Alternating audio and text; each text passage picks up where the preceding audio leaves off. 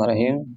Al-Fatihah Mustafa Sayyidina wa Habibina wa Syafi'ina wa Qarata Aynina Muhammadin sallallahu alaihi wasallam ala haziniyah wa kulli niyatus salihah kama nawa salafuna salim syiril Fatihah. A'udzu billahi minasyaitonir rajim. Bismillahirrahmanirrahim. Alhamdulillahi rabbil alamin arrahmanir rahim maliki yaumiddin. Iyyaka na'budu wa iyyaka nasta'in ihdinas siratal mustaqim. صراط الذين أنعمت عليهم غير المغضوب عليهم ولا الضالين السلام عليكم ورحمة الله وبركاته الحمد لله رب العالمين اللهم صل على سيدنا ومولانا محمد وعلى آله وصحبه أجمعين Rabbi srahli sadri wa yassirli amri wahlul 'uqdatam min lisani yafqahu qawli wasadid lisani wahdi qalbi bihaqqi sayyidina Muhammadin sallallahu alaihi wasallam. Subhanaka la ilma lana illa ma 'allamtana innaka antal alimul hakim. Amma ba'du. Alhamdulillah, puji syukur kepada Allah Subhanahu wa taala yang mana Allah masih memberikan kita nikmat iman, nikmat kesempatan, dan nikmat ketaatan. Kita bersyukur atas karunia, yaitu adalah bisa mendekatkan diri kepada Allah Subhanahu wa taala. Kita lanjutkan kajian fikih di dalam kitab Taqratus Sadidah. Sekarang masuk pembahasan baru. Kemarin sudah tentang masalah hal-hal yang membatalkan wudu. Yang membatalkan wudu kemarin ada cuman beberapa, ada 4. Yang pertama, keluarnya sesuatu dari lubang kemaluan depan dan belakang.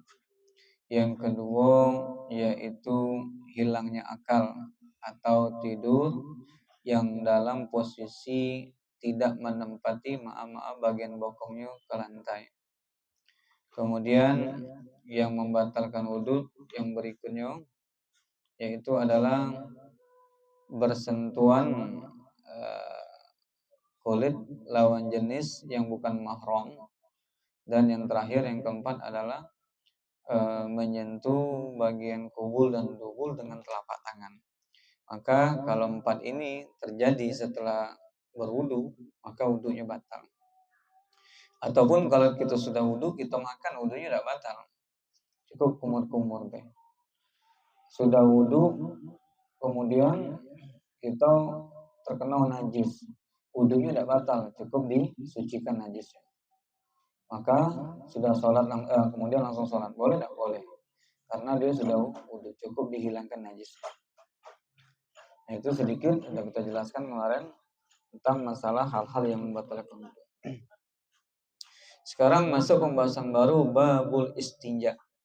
Istinja ini secara bahasa yaitu ta'riful istinja. Pengertian istinja secara bahasa, talabul qat'il aza, memutus atau menghilangkan daripada kotoran. Jadi istinja ini adalah menghilangkan daripada kotoran yang keluar. Nanti dijelaskan bagian kubur maupun bagian dubur. Hukum istinja ini ada beberapa, ada kalanya wajib, ada kalanya mubah, nanti kita jelaskan. Istinja ini penting, bersuci ini penting karena at-taharah miftahus shalat.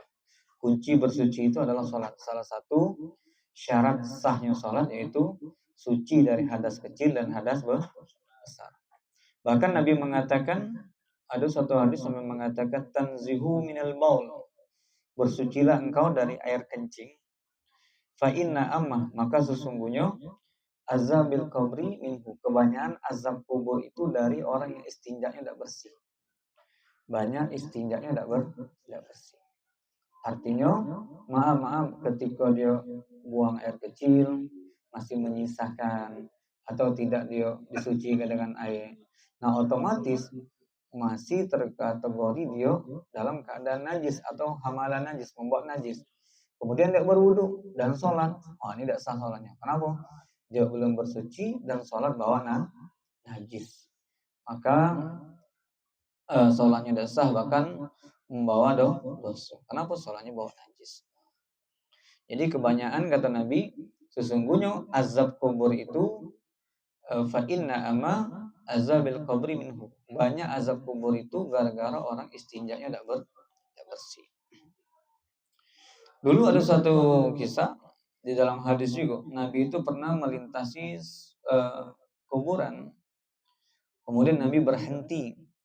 Setelah Nabi berhenti, Nabi mengambil pelepah korma dan Nabi tancapkan di dua kuburan tersebut satu.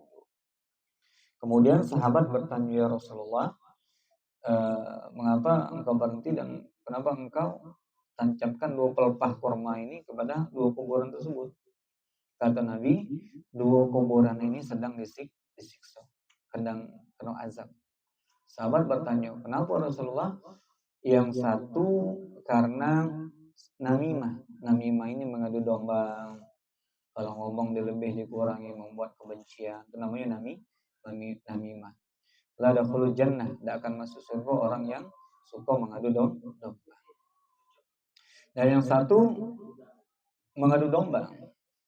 Yang satu lagi kata Nabi, ini orang diazab karena istinjanya atau ceboknya tidak bersih.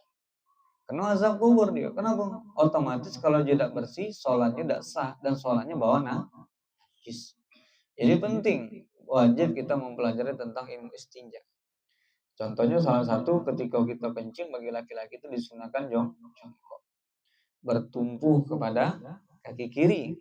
Sering kita jelaskan seperti ini, bertumpu, berdehem sampai 3 kali, kemudian diurut di bagian bawah perut dan di bawah dan di ujungnya zakarnya, agar benar-benar tuntas bersih bagian najis.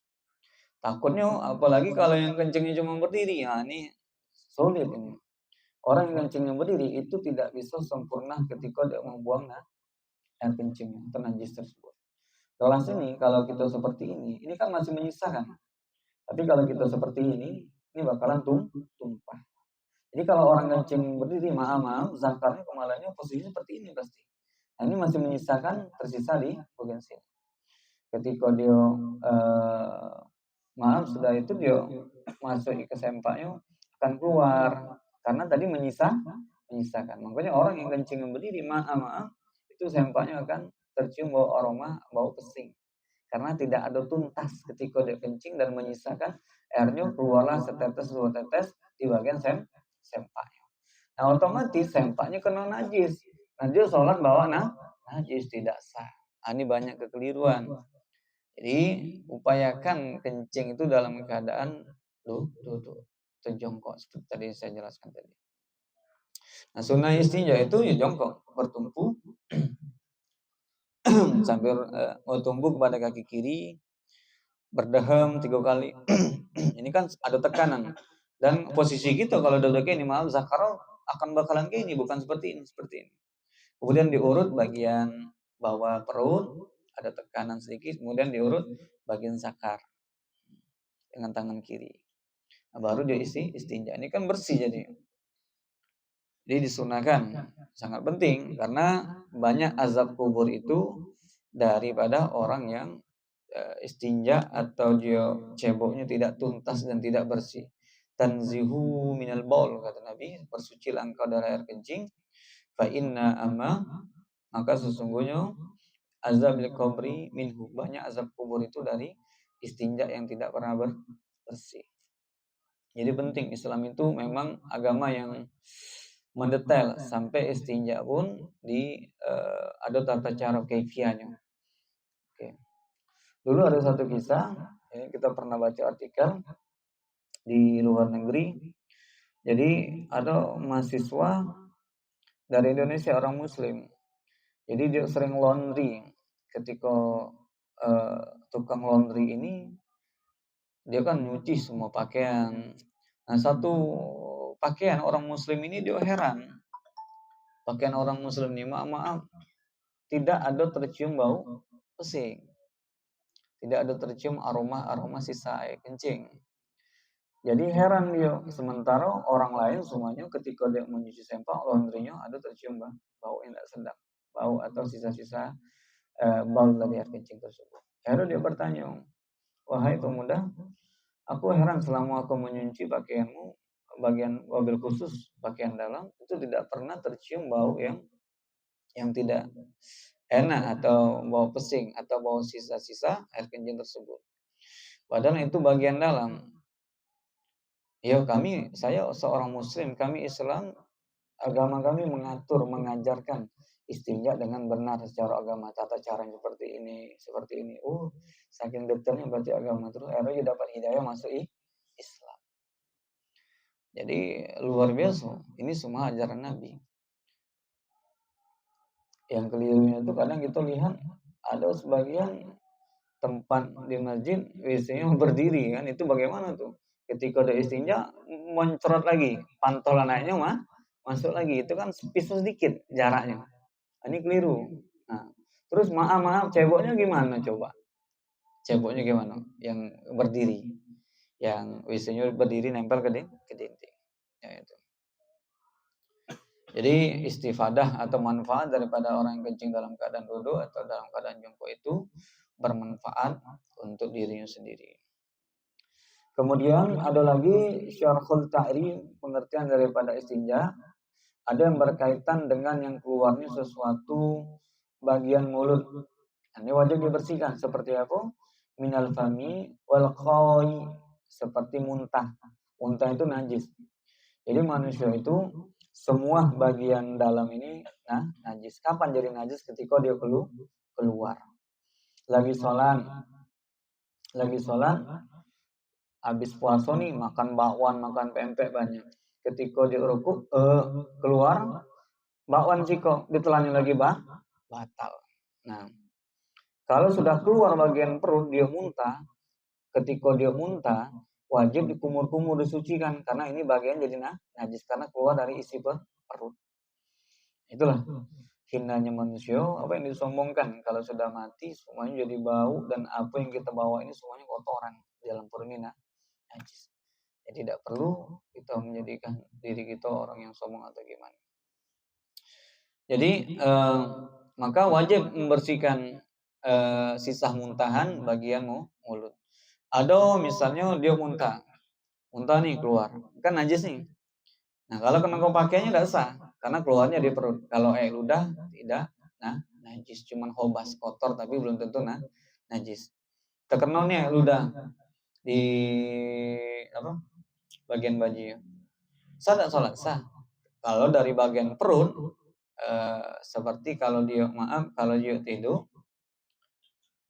keluar apa namanya itu ilar ya, yang bau nih. Nah, kata ulama ditengok kalau dia tidur lebih tinggi perutnya dari kepalanya, berkemungkinan yang keluar daripada cairan isi perut. Jadi najis. Mau sholat subuh ganti dulu baju, jangan sholat inilah. Nah, tapi kalau dia tidurnya memang posisinya lebih tinggi kepala daripada perut, ini kan sulit, tidak mungkin dia naik ke atas. Nah, maka itu air liur sadasa.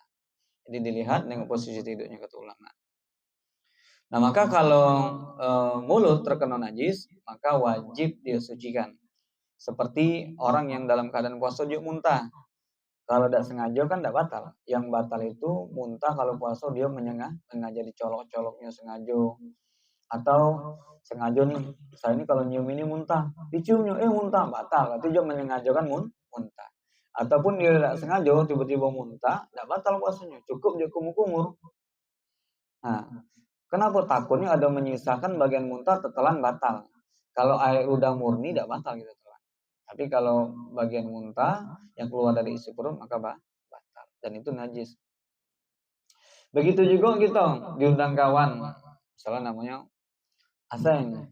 Nah, makan dia sekali makan, enaknya bakso nih. Iyo, ini daging babi misalnya. Nah, ini keliru nih. Macam mana nih? Barang sudah masuk ke perut. Wajib dia sucikan bagian mulutnya, cukup dia kumur-kumur 7 kali dan salah satu basuhannya dicampur dengan tanah. 1 kali, 2 kali, setelah mau 1 mau 2 dimasuki pasir siko baru sampai 7 kali baru suci bagiannya. Karena tadi kan sudah makan yang di najis mughalazah tadi. Namanya najis mughalazah. Nah, ada kalanya wajib istinja membersihkan bagian mulut, yaitu bagian mamun seperti muntah atau najis-najis yang bagian mulut.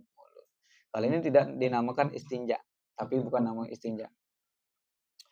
Sekarang masuk ahkamul istinja. Hukum istinja ini ada 5, khamsatun ada 5. Yang pertama wajib, ada kalanya istinja itu wajib. Kapan? Iza kana khariju najisan mulawisan rutban. Ada kalanya istinja itu wajib kalau yang keluar dari bagian dubur dan kubur yang berbentuk cairan atau yang basah, wajib dia suci istinja langsung. Tidak boleh kita, bahkan tadamun najasa itu hukumnya haram. Ada najis sih sengaja kita pegang-pegangi datik gawi, ini tidak boleh. Berlumur dengan najis itu tambah hajar, hukumnya tidak boleh. Islam itu kan bersih. Bersihan itu sebagian daripada iman.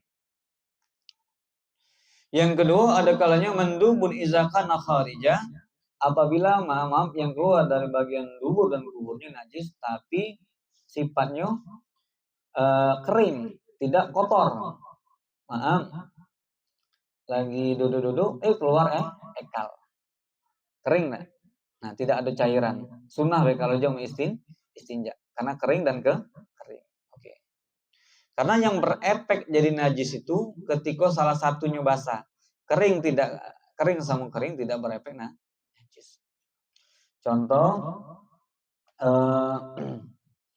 ini terkenal kencing atau kena najis, cuman sudah kering dan tidak ada ain najasanya, cuman asarnya masih ada karena belum suci. Syarat mensucikan najis itu harus bilma, harus dengan air. Tiba-tiba kita duduk, tidak tertempel baunya kering, kita kering, maka tidak najis. Tapi kalau salah satunya basah, maka berefek najis. Begitu juga kalau tersentuh oleh anjing kan najis menggaloso, kering sama kering tidak berefek najis. Oke. Cuman jarang lah kering, kadang dia berkeringat atau kita yang berkeringat basah, wajib disucikan 7 kali. Kalau memang dipastikan kering dan kering.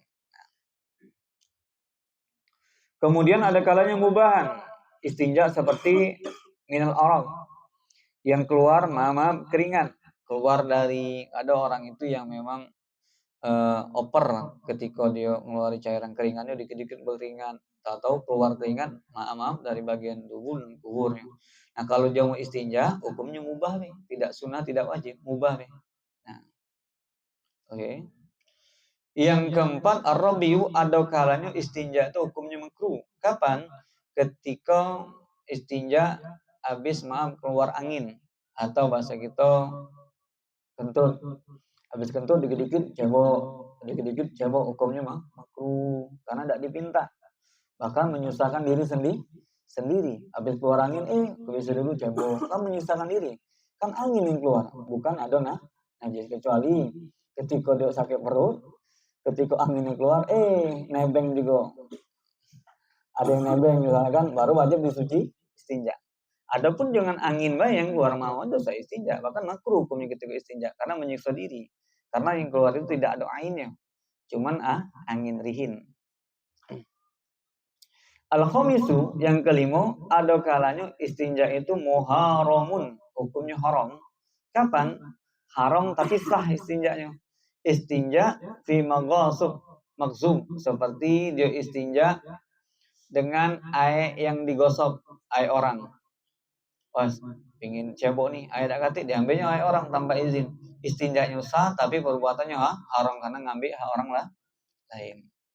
Jadi kehati-hatian kita, warok fikih ini salah satunya termasuk tasawuf, karena dia menjadikan kita hati-hati di dalam setiap perbuatan. Kemudian ada lagi haram dan tidak sah. Apa itu? Haram dan tidak sah. Sudahlah tidak sah istinjanya, kemudian hukumnya haram. Kapan? Istinja bih muhtaramin kasamaratin. Istinja dengan sesuatu yang dimuliakan. Maaf, seperti istinja dengan buah-buahan, dengan apel istinja. Kan apel itu muhtaram, dimakan orang, bermanfaat. Dia dijadikan tempat bersuci, hukumnya haram dan tidak sah. Maaf, tisu dak kantik pakai roti dia istinja. Tidak sah dan hukumnya haram double. Sudah tidak sah, hukumnya haram. Oke. Kemudian kaifiyatul istinja. Tata cara istinja ini ada 3 bagian. Yang pertama, ini bagian yang afdal, al-jam'u bainal ma' wal hajar. Menggabungkan di antara batu dan air. Ini paling afdal. Wahya afdal. Wal hajar, batu untuk yuzilul ainil najasa, untuk menghilangkan najisnya. Sudah hilang najisnya terangkat, wal ma' air menghilangkan asar. Asar ini sisa bekas-bekas. Nah, jadi minimal ini sunnah Nabi. Setidaknya adalah seumur hidup sekali istinja menggunakan hajar. Setelah kita cari batu, bawa ke rumah. Saya buat sendiri pakai batu, baru pakai setidaknya kita pernah itibak mengikuti katanya cinta. Man ahabbani, barang siapa yang cintaku, cinta kepadaku, kata Nabi, maka hidupkanlah sunnahku. Setidaknya kita pernah melakukan salah satu sunnah seperti istinja bil hajar. Nah, ini yang afdal, ambil batu, istinja sekali. Sebenarnya sunnahnya 3, nanti jelaskan 3 batu. 1, batu sekali lagi, 2, batu lagi 3. Kalau tidak ada 3 batu, boleh 1 batu, tapi dibuat 3 sisi. 1, jangan di sini lagi, ini sudah najis. 2, bagian sini lagi, 3. Nah, oke, ini paling afdal. Baru dia menggunakan air, istinja air. Yang ini untuk mengangkat najis, air untuk menghilangkan sisa. Ini paling afdal. 1. Yang kedua, al-iftisaru alal ma', diringkas le. Tidak pakai batu, cukup dengan air. Ini gitu. Ini yang gitu. Wahya adana minallati qaulaha. Ini tingkatan nomor 2. Nah, ini kita lakukan. Kita istinja dengan air cukup. Nah, ini istinja dengan air. Ini kita lakukan. Ini nomor 2. Yang afdal dengan batu dan dengan air. Wal iktisal al hajar. Yang ketiga, tidak dengan air, cukup dengan batu biasa, tak sah. Supaya jus diperbolehkan walau ma'al wujudil ma', walaupun air itu ada. Tapi ada syarat-syaratnya, nanti dijelaskan di pertemuan tadi. Saya akan datang penjelasannya. Walaupun kita, maaf, seandainya kita dalam keadaan musafir, air ada cuma 1 gelas untuk minum, boleh kita, lalu kita buang air sudah, kita cari batu, istinja gitu. 1, 2, 3. Kemudian sholatnya tayamum. Salah, masih ada sah sholatnya. Sah sholatnya. Nah, oke. Jadi tingkat yang terendah cukup pakai batu tanpa air. Jadi jangan heran, jangan takut gitu. Atau batu kate yang ada tisu. Nah, tisunya dengan syarat kita buat dibanyai, dibuat dia semacam benda keras. Jadi dia bisa terangkat. Kalau kayak gini kalau ini kan tidak terangkat. So, malah lembek, hancur, dia tembus kemana lagi, sisinya tidak bisa lagi. Tapi kalau dibuat bulat atau berapa posisi, masih bisa 1, 2, 3. Kalau kayak gini tidak bisa. Nah, 1 ini sudah basah, kemana lagi gitu. Nah, najis ketemunya tidak mengangkat, tidak qali, namanya qali itu tidak terangkat najis. Kemudian sekarang dhabitul hajar, batasan boleh menggunakan batu yang sah untuk istinja itu ada beberapa keadaan. Al-Arabi yang keempat, yang pertama ayyakuna tahiran la najisan au mutanajisan.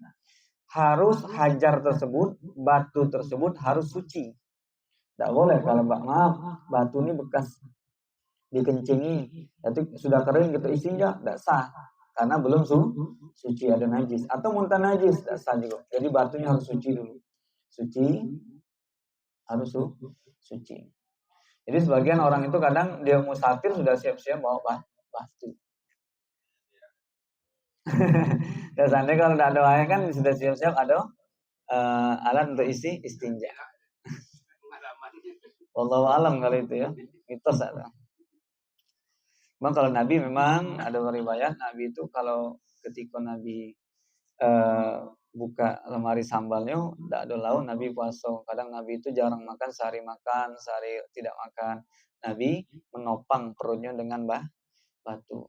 Secara medis katanya batu tuh ada bisa mendinginkan yang perut panas. Perut itu kan kalau udah makan kan panas. Makanya orang itu kalau lapar ngamuk-ngamuk bawaan kan, panas bawaan.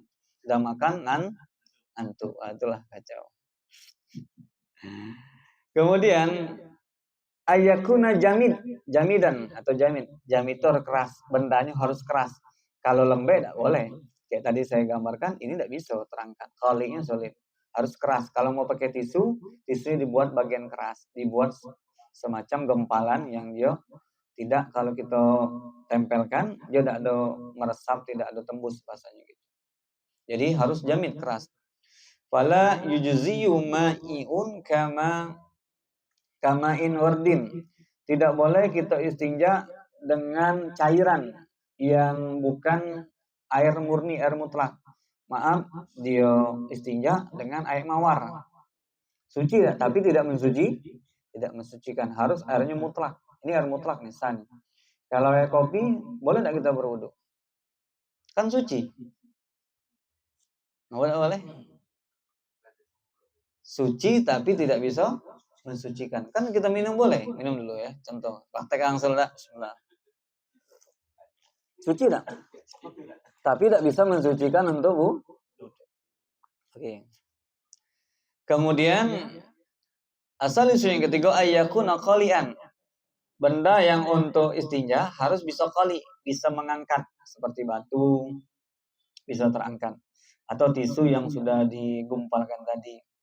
Maka fala yujziu, maka tidak diperbolehkan seperti kaca, benda yang licin, atau bambu itu kan licin nih, dia istinja pakai bambu, tidak terangkat. Kacau tidak terangkat. Maaf, seandainya ini kacau kan licin nih, bisa tidak ngangkat? Tidak terangkat, polos wae dia. Ini tidak boleh karena licin, tidak boleh. Oke. Arabiyu yang keempat, ayakuna ghairu muhtaram. Maka ketika jo istinja dengan sesuatu batu atau dengan benda, harus bendanya yang bukan dimuliakan. Tidak boleh dia seperti pakai tulang. Wah, ada tulang nih, pakai tulang istinja, ada boleh. Atau setiap makanan yang dimakan adami seperti manusia, roti, tidak boleh. Atau aurak, lembar-lembaran kertas, kitabnya apalagi hukumnya bisa jadi haram ya. Nah, seperti kitab-kitab ilmi hadis dibuatnya digumpal di istinja, hukumnya malah haram. Ini tidak diperbolehkan. Oke. Jadi ada beberapa syarat-syarat untuk menggunakan batu tersebut. Oke. Kemudian langsung kita masuk, yaitu sunnahul istinja. Nah, sunnah-sunnah di dalam istinja itu yang pertama, ketika mau istinja, masuk ke WC atau mau buang hajat, an yu'idal ma' wal hajaru qabla istinja. Siapkan air dulu atau siapkan batu dulu sebelum istinja. Jangan langsung nembak masuk WC sekali itu, sudah keluar galau sekali itu, nah kerannya mati. Nah, ini kacau. Jadi sunnahnya siapkan dulu air atau batu disiapkan dulu. Jadi ketika dia sudah keluar, maaf, sudah ada wasilah untuk istinja. Kemudian disunahkan juga al-isar, disunahkan ganjil. Kalau dia pakai batu, sunnahnya tinggo, ganjil. Tapi kalau tidak ada tinggo, ya sudah satu boleh, tapi dibuat beberapa sisi 1, 2, 3. Nah. Kemudian disunahkan juga al-istinja bil yadil yusra, disunahkan pakai tangan kiri, jangan tangan kanan. Ngasih orang be tangan kiri hukumnya makruh, sedekah tangan kiri hukumnya makruh. Nah, menggang najis tangan kanan hukumnya makruh. Jadi disunahkan bagian yang kotor-kotor itu tangan kiri. Sunnah istinja tangan kiri. Kalau dia tangan kanan bagaimana? Dosa enggak? Makruh. Kemudian disunahkan juga al-i'timadu Arabi, yang keempat disunahkan juga al-i'timad, bersandar al-isba'in usta fi duburi wal istinja ibil ma.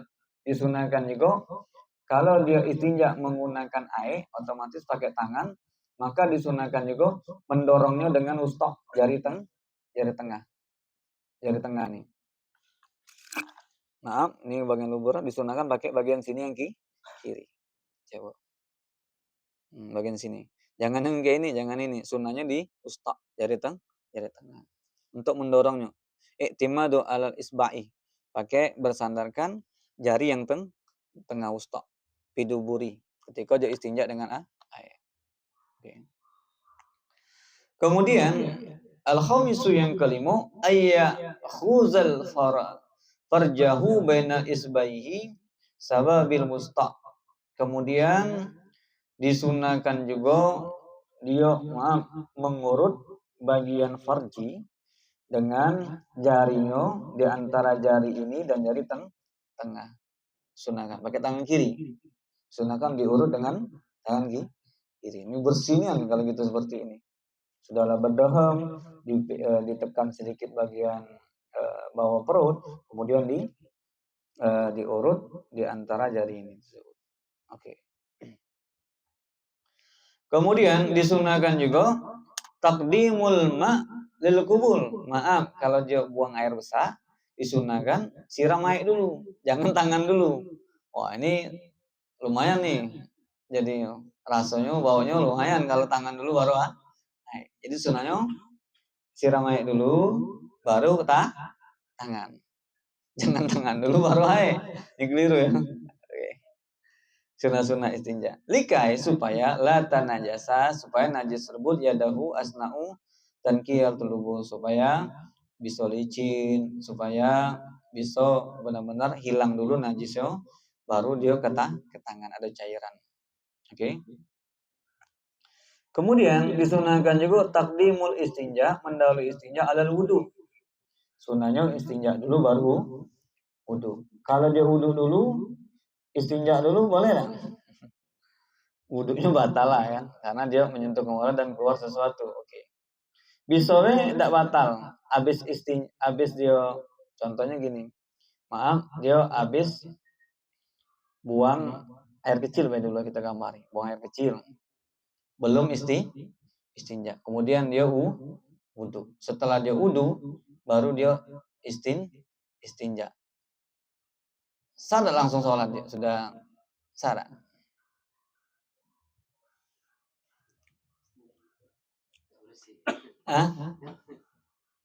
Dia maaf ya, habis buang air kecil. Belum dicebok, belum disiram air. Kemudian dia wudu dulu. Sudah wudu baru dia istinja. Sudah tuh langsung sholat. Sah. Sah? Sah. Dengan syarat, maaf, ketika dia istinja tidak melakukan hal yang membatalkan pakaikan sarung. Berarti kan tidak tersentuh oleh bagian telapak tangannya dengan luhur atau bagian kubul kemaluannya. Oke, kan sudah tuntas tadi. Dia wudu nih. Paham? Oh, aja. Iya, bisa dia tidak dipegang, dia pakai software gitu kan, atau dia dipegang tapi pakai pelapis. Tidak batal. Yang batal itu menyentuh kemaluan dengan telapak tangan.